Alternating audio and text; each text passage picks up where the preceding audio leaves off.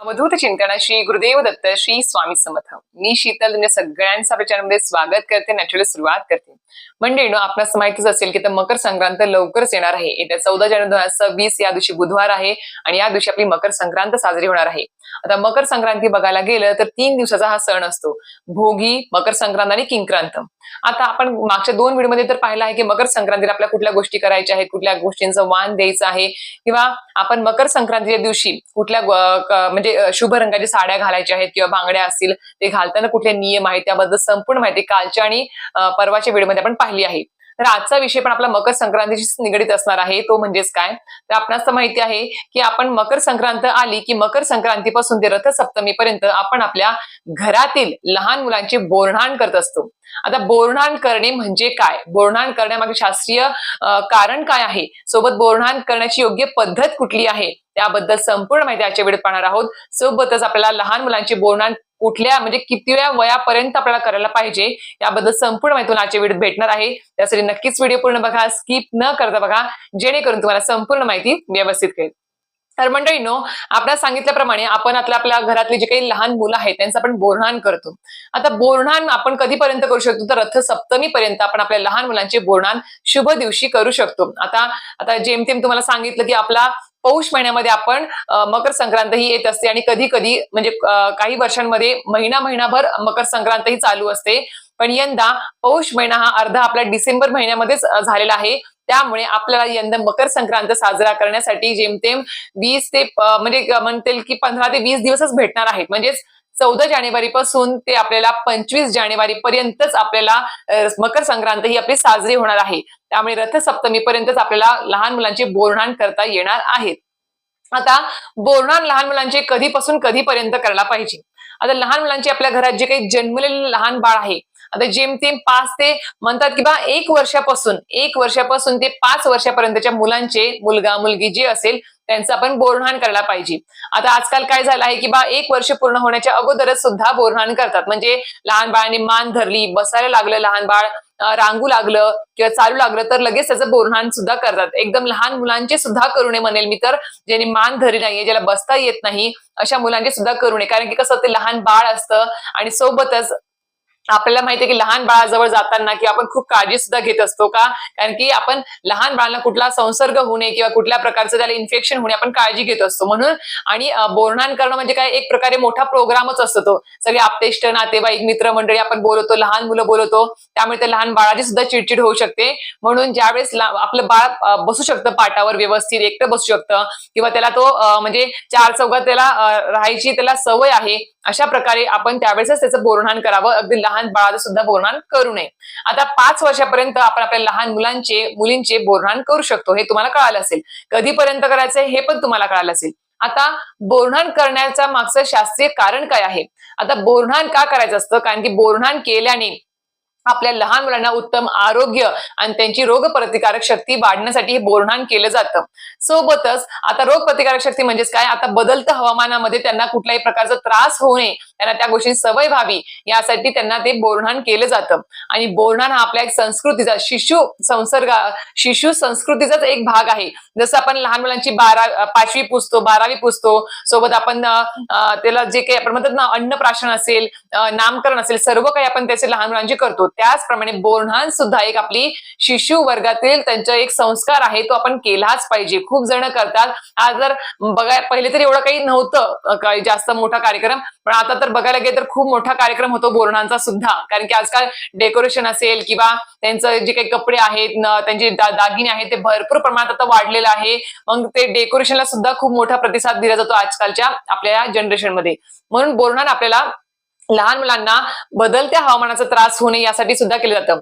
अजून एक कारण म्हणजेच काय, आता बोरन्हाण करणं म्हणजेच काय, आता पौष महिन्यामध्ये आपणास माहितीये किंवा बाजारामध्ये विविध प्रकारचे आपला रानमेवा येत असतो. म्हणजेच काय, बोर, आपले हरभरा म्हणजे ढाळ म्हणतात कुठे कुठे, सोबत गाजर आहे, ऊस आहे, वटाणा आहे, या प्रकारच्या सगळ्या काही गोष्टी बाजारामध्ये येत असतात.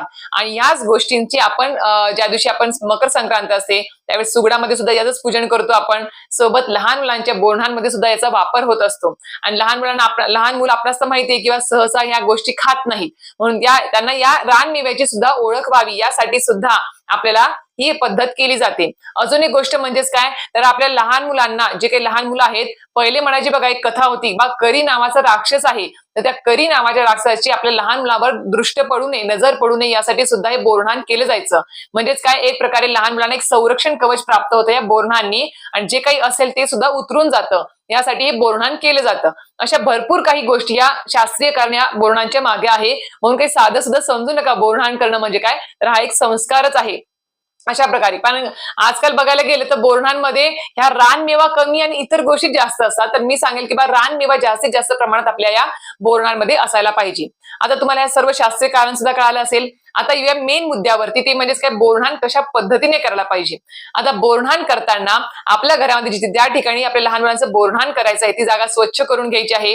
पाट किंवा चौरंग ठेवा, ज्याच्यावर बसण्यासाठी लहान मूल कम्फर्टेबल असेल अशा प्रकारच ठेवा, किंवा तुम्ही खुर्ची सुद्धा ठेवू शकता, चालेल. आणि त्याच्या भोवती तुम्हाला रांगोळी काढून घ्यायची आहे. सरळ बेस्ट आहे, कारण की कसं असतं, लहान मुलं, काही लहान मुलं आहेत ज्यांना बसता येतं, पण कधी कधी ते मागे वाकू म्हणजे कलंडू सुद्धा शकतात, किंवा मागे तोल जाऊ शकतो त्यांचा.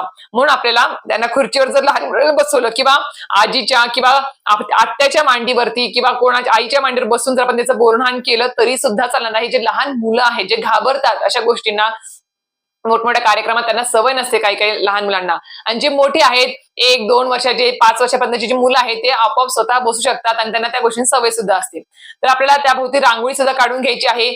औक्षण ताटामध्ये आपल्याला दिवा घ्यायचा आहे, हळद, कुंकू, अक्षदा, तिळगुळाचं लाडू किंवा तिळगुळाची वडी घ्यायची आहे, तिळगुळ घ्यायचे आहेत, फुलं घ्यायची आहेत, तांदूळ घ्यायचे आहेत अक्षता म्हणून आपल्याला, आणि एक सोन्याची अंगठी किंवा सुपारी घ्यायची आहे त्यांना ओवाळण्यासाठी.